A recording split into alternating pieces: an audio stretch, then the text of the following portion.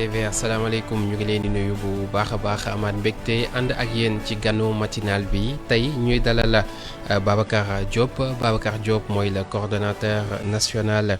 du mouvement ànd dooleel Khalifa ADK bu taxawu Sénégal nekk itam deuxième adjoint au maire bu Grand Yoff ñu war a waxtaanee li nga xamante ni moom moo di actualité politique bi taxawu Sénégal jamono ji fu ñu toll ci li nga xamante ni moo di liggéey bi ñeel présidentielle 2024 donc yooyu di ay questions yoo xamante ni bëgg nañu ko aborder ak moom ñu lay nuyu bu baax a baax te am mbégte dalal la ci ganu matinal bi. Merci Kandji maa ngi lay nuyu di nuyu tous les téléspectateurs de ITV di nuyu Grand Yoff bi nga xam te ne fa la jóge di nuyu les membres de Taxawu Sénégal à sa tête le président Khalifa Ababacar Sall bi ñuy jaalewaale si belle-mère bi nga xam te ne làqu na récemment di nuyu ma famille politique muy le mouvement ànd dooleel Khalifa Ababacar Sall di nuyu Sénégal en général di ñaan waxtaan bi ñu waxtaan tey mu jariñ askan bi. alors waxtaan bi ñu tàmbalee ko ak li nga xamante ni moom moo di actualité bi ñu gis benn mbootaay bu taxaw lu toll ci fanweer ak juróomi candidat à la candidature bu présidentielle 2024 ñoom ñoo ko samp muy FIT di le Front pour l'inclusivité et la transparence de l'élection gisuñu ci taxawu Sénégal ñoom ñu jàpp ni ubbi nañu woo nañu ñëpp xëy na yéen a lànk lan mooy seen version. waaw xam nga ñun officiellement en tout cas jotuñu aucune correspondance bi nga xamante ne jóge na si kuréel boobu ngay wax pour ñëw si taxawu Sénégal ba ñuy mën di participer sur quoi que ce soit loolu mooy benn ñaareel bi jàpp nañu dañoo dëgmal ay élections présidentielles mu nekk loo xamante ne vraiment c'est le rendez-vous d'un homme et son peuple nit ñi war a jóg pour outiller ay parrainage mu nekk loo xamante ne gàllankoor la bu fi nekk pratiquement depuis 2019 nit ñi di ko xeex dem si CEDEAO yi tout en tout ñu jël ay fiches de parrainage nekk plus de presque 300 personnes yoo xamante ne nee nañu am nañu mëbëtu defar Sénégal et jàpp naa ne à 3 mois des élections présidentielles nga ne da ngay créer ay front pour man ce n'est pas très productif. lu tax ndax xeex da nga koy xeex ci jamono ji mu jotee man jàpp naa ne ñooñ dañu ne c'est des candidats à la candidature. oui jàpp nañu ne su doon loolu nga xamante ne moom la ñu teg nii tey muy front boobu su nekkoon initiative boo xamante ne lu ñoŋ la lu xel mën a nangu la waruñu woon sax jël ay fiches c'est-à-dire que le combat dañ ko waroon poser depuis très longtemps. am jot boo xamante ne dañ ci mën a liggéey convenablement jamono ji ma toll ni jàpp naa ne 35 xaw ma parti yooyu ñuy wax noonu c'est des candidats à la candidature tey boo jëlee ba ci biir la première question qu'il faut se poser mooy que ndax nit koo xamante ne tal na ut nombre de parrainage bu koy permettre mu dem daggaani baatu askan bi dina tal taxawal tey ji ay kuréel yu mel nii donc non mais bu ñu xoolee kuréel bi li ko tax a jóg ñaar yiñ ci mën a nemmeeku kon ci bu ñu liiree ci ni ñu ko tëggee mooy inclusivité ñëpp bokk ci ak transparence élection yu wóor te leer mu gën a leer oui mais moi je pense que est-ce que loolu soxla nañu ñuy xool parti opposition bu ci bokk ak bu ci bokkul ndax tey ji bu dee dañuy ut lu leer bu dee dañoo bëgg ñëpp bokk moi je pense que kaddu gi nga xamante ne moom moo fi nekkoon dem moo fi nekk ba tey. mooy ban mooy que dañooy fexe ñëpp bokk mais ñëpp mu leer ndax bu ñëpp bokkul ñun arrangé wu ñun opposition bi bu ñëpp leerul mais arrangé wul pour opposition bi donc moi je pense que c'est un combat boo xamante ne naturellement tout ce qui se réclame de l'opposition est naturellement dedans nous on n'a pas besoin de se réclamer de l'opposition ñun depuis 2000 ñu ngi ci opposition bi. dem nañu ànd ak Macky Sall en 2012 mais li ñu fa toog daanaka bariwul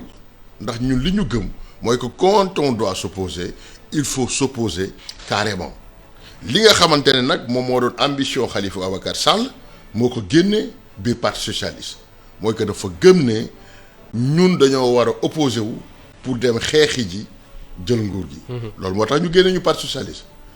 ambition boobu noonu tey jii ni moom moo ñu génnee aujourd'hui au niveau de la coalition Benno Bokk Yaakaar et cette même ambition moom moo tax tey jii nii biir Yewwi Askan Wi ñu dëkkal fu ñu dëkkul. cette ambition. moo tax ñu dàq leen. non mën nañ ko tuddee lu leen neexee. amul solo li am solo dëggantaan. mooy que tu sois quitte avec ta conscience. mooy que Khalifa Sall c'est un leader politique qui n'est pas dans les détails mais qui est plutôt dans l'essentiel. ñun li ñu amal solo dëggantaan mooy fan la ñu jëm lan lañ fa war a def ak ñan lañ ko war a defal tout le reste nekk détail dañu dàq dañ fa toog on n'a pas ce temps ñun ñu ngi ci àll bi ñu ngi waxtaan ak askan bi kenn ku ci nekk ci li nga nekk yow la engagé. mais est-ce que li nga creuser fossé bi nga xamante ni am na ci yéen seen biir rawatina ci biir coalition Yewwi Askan Wi parce que gis nañu ne ñu bëri ci candidats yi bokk ci front bi nii ñu ngi ci Yewwi Askan Wi. moo la expliqué nii. oui une fois de plus. oui dama ne Yewwi Askan Wi. xam nga nit ñi dañu li nga xamante ne mooy am ni comme le front là. c'est des trucs yoo xamante ne yàgg na fi am du am aboutissement. je me souviens en 2012 au moment ñun ñi nekk place de l'Obélisque di xeex Macky Sall bàyyi ju fi dem ci àll bi et la suite après ñun ñëpp gis nañ ko tey jii se concentrer à Dakar nekk ci médias yi nekk ci télé yi yore micro yi au moment où ñun ñu nekk di wax. Le gars, il est en train maintenant de faire le tour du Sénégal et de convaincre les Sénégalais. Moi, je pense que nous avons assez d'arguments pour convaincre les Sénégalais pour ñu xamante ne régime bii fi nekk tey jii nii doxul waxul pour askan wi tey boo jëlee lépp loo xamante ne nit ki mën na ko téye pour mu favorable la régime bi dañ ko ñàkk.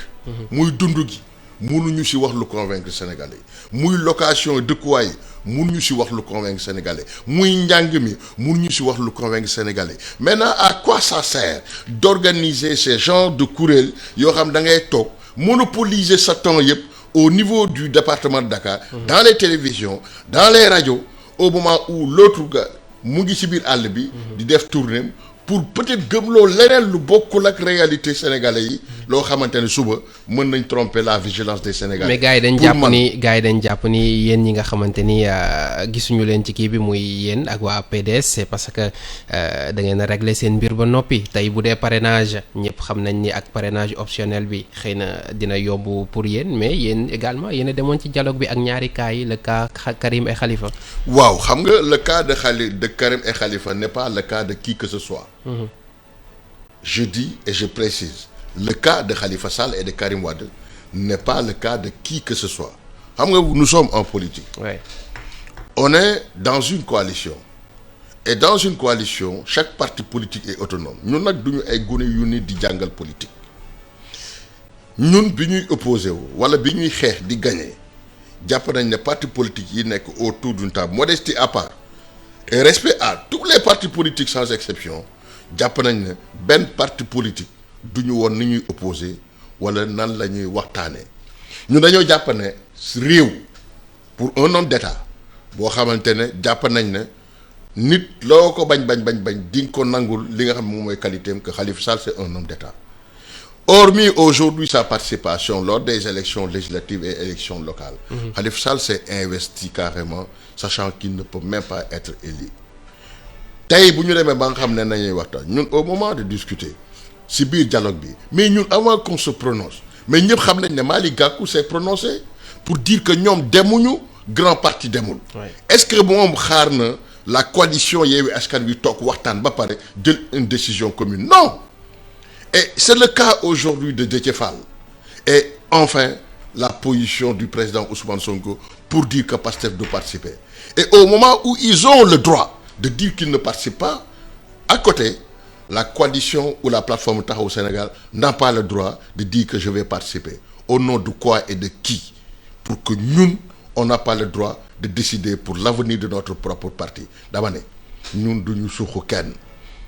ok. dañuy ànd di liggéey ci àndu nawle te dama bëgg nit ñi xam ne fal ak folle mbiru suñu borom la du yëfu nit. Nous prenons nos responsabilités avec courage et nous l'assumons pleinement. ñun ñoo décidé dañuy dem dialogue si c'était à refaire dañ koy defaat. maintenant si biir opposition bi dafa am ñoon xam te ne ñu baal ba ci kàddu gi dañ leen di jàppee ay nit yoo xam te ne ay suqu la ñu. ay nit yoo xamante ne il ne dépend que du président Ousmane Sonko ou son électorat. parce que sachant que ñoom personnellement mënuñu gagner sax commune waxuma la quartier jëlal tey jii seen coalition boobu ñu wax soi-disant coalition xawma fit boobu noonu. mais jëlal 35 partis la yow journaliste nga vous êtes maintenant habilité à savoir tout ce qui se passe dans ce pays ndax loolu moom mooy seen cër mooy daggaani ay xibaar pour jox ko askan wi. mais parti yooyu ñu wër la noonu 35 partis je peux mettre ma main sur le Saint Coran doo ma si limal 5 yoo xamante ne am nañ envergure nationale juróom. ñoo xamante ne man Babacar Diop maa leen ëpp électorat mais ñooñu noonu ñoom ñoo ne ñoom ñooy gàddu baatu askan wi je suis désolé am na yenn yoo xam c'est de l'escroquerie politique au vrai sens du mot te dafa jot. li ñu njëkk a def tey jii réforme bi ñu war a njëkk a def c'est de dissoudre certains partis qui se disent national alors qu'ils n'ont même pas cette envergure communale. alors ñu gis ni le 17 woote nañu rassemblement bu mag ngir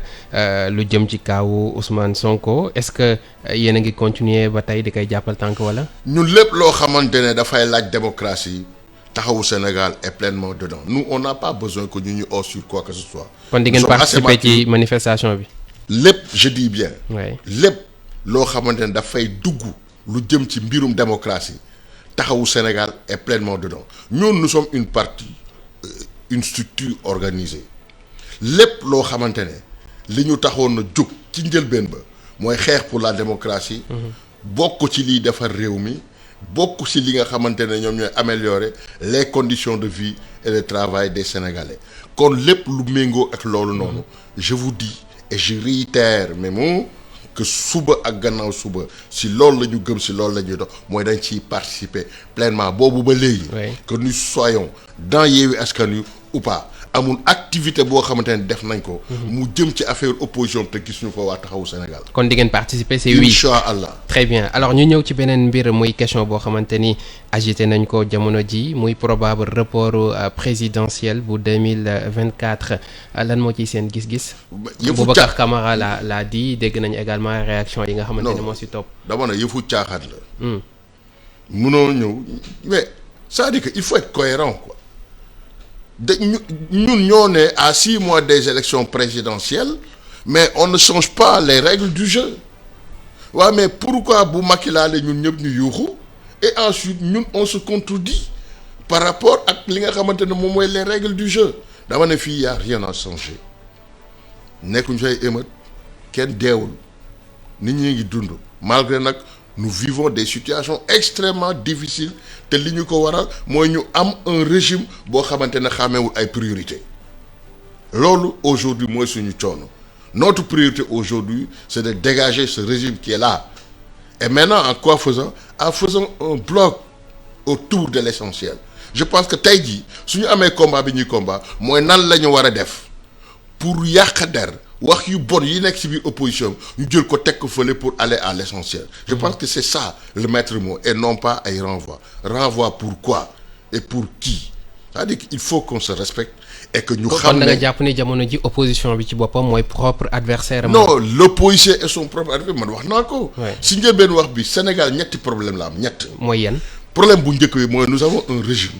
qui ne connaît pas les priorités des Sénégalais loolu mooy bu njëkk bi ñaareel bi ñu am benn opposition boo xamante ne 98% bi il ne pèse absolument rien du tout mais aujourd'hui il cherche à animer le débat politique sur des détails loolu mooy deuxième problème bi troisième problème bi mooy que dañoo am ñoo xamante ne ay subordonnés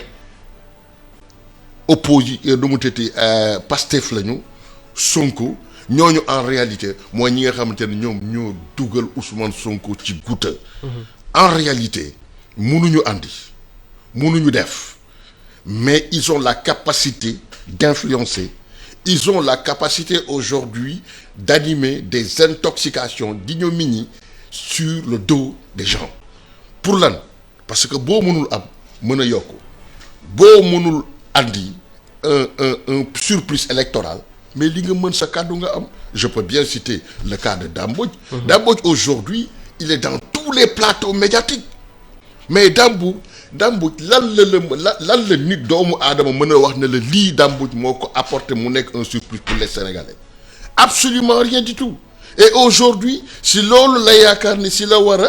vraiment di si dund di ko animer il est dans tous les débats politiques pour espérer aujourd'hui se faire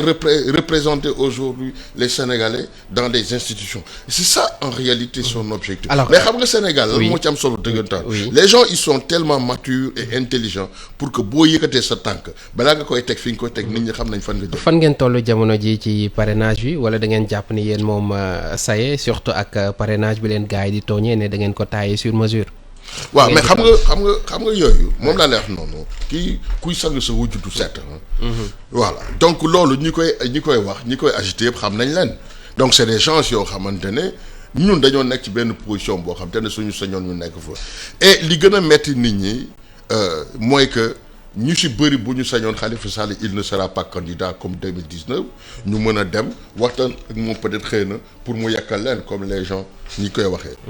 jàmbe ak pexem yàlla ak dogalam sama waxu dem mooy sama waxu tey fal ak folli mbiri suñu borom la ñun ñoo toog en bureau politique de la plateforme Taxawu Sénégal Khalifa Sall n'a absolument rien demandé ñun ñoo waxtaan ñun suñu biir en bureau politique pour dire à Khalifa Sall nous irons vers des parrainages citoyens. Aujourd'hui nous avons installé tous les coordonnateurs délégués régionaux def nañu délégués départementaux yi et chaque délégué département ak région tu as un suppléant et nous avons fait le maillage du territoire national tey jii Sénégal collectivité locale bu nekk am nañ fa point focal boo xamante ne ñu ngi collecté donc je pense que ñun ñu ngi ci li ñu nekk au-delà de la possibilité que nous avons avec le parrainage des élus nous avons fait le choix du parrainage citoyen donc c'est vous dire quoi. Les gens nous disent que non, vous avez eu des députés, vous avez eu des conseillers municipaux, vous avez eu des maires parce que vous étiez dans Yewwi Askan Wi. Mais nañu xam ne ñun bi ñuy falu di am ay ndombal tànk Yewwi Askan Wi tuddoogul. Alors ñu ñëwaat ci li nga xamante ni moom moo des ci actualité bi di fàttali ne yow adjoint maire nga yaay deuxième adjoint maire ci Grand Yoff jamono ji fu ngeen toll ci liggéey bi est-ce que amul ay jafe-jafe yoo xamante ni nemmeeku nañ ko comme ni la ko kenn tooñee sànq. Non mais Grand Yoff je vous dis Ouais. Grand Yoff aujourd'hui li nga xam moom lañ fa am ci parrainage dañoo tripler ay département waxuma la ay. kon yéen a ngi fi ngeen nekkoon ba léegi. non région laa wax région sax la ñuy tripler. Oui. Aujourd'hui Grand Yoff n'oubliez pas que Grand Yoff demal dugg Grand Yoff kat yi. Grand Yoff dañ ko nekk di ko révolutionner demal dugg Grand Yoff Grand Yoff est en chantier que ça soit à Grand Yoff traditionnel comme à Grand Yoff des cités nouvelles. Si télé laay waxee si rajo laay waxee Sénégal laay waxtaane et je suis jeune j'ai beaucoup d'ambition jomb naa di wax lu nit dul teg bëtam j'ai pas besoin sax ñu lay gunge yow ITV jëlal say caméraman nga dugg bii Grand Yoff ndax di nga dugg secteur boo gisul ay chantier nous sommes en chantier partout dans Grand Yoff yenn yi c'est la commune de Grand Yoff moo ko porté yeneen yi c'est la ville de Dakar moo ko porté ak ñun et la ville de Dakar ni mu ko defee Grand Yoff noonu la ko defee Parcelles Assainies noonu la ko defee partout dans les communes de Dakar sans distinction de parti politique donc ñun li ñu gëm mooy liggéey ñan la ñuy liggéeyal askanu Dakar ñan la ñuy liggéeyal askanu Grand Yoff maintenant nit unanimité n'existe pas dans ce bas monde Oui. mais nag ku gis nen a ngi ku dugg Grand Yoff xam na ña fa nekk vraiment ñu ngi poser ay jalons ña fa nekk ñu ngi góorgóorlu ñu ngi liggéey pour askan wi. C'était l'invité de la matinale avec Babacar Diop di coordonnateur national bu ADK di ànd dooleel Khalifa bu taxawu Sénégal deuxième adjoint au maire bu Grand Yoff ñu amoon mbégte ànd ak moom ci waxtaan bi doon ñëwaat ci actualité politique bi sant la bu baax a baax gërëm la c'était un plaisir ñu dalal la suñu plateau. Merci monsieur Kandji vraiment man maa la gën a kontaan. Surtout di le féliciter bu baax tu es très courtois wax dëgg yàlla. Merci beaucoup. Di remercier aussi une fois de plus tous les agents de ITV vraiment di remercier aussi les téléspectateurs yi nga xamante ne jël nañ seen jot déglu ñu seetaan ñu merci. Merci également à Mama Rem ci coordination bi sant la bu baax a baax gërëm la à 13h30 ngeen mën a seetaan émission bi sur ITV jaajëfal leen ci ànd bi jox leen rendez-vous ëllëg incha allah ak beneen gan merci à tous excellente journée.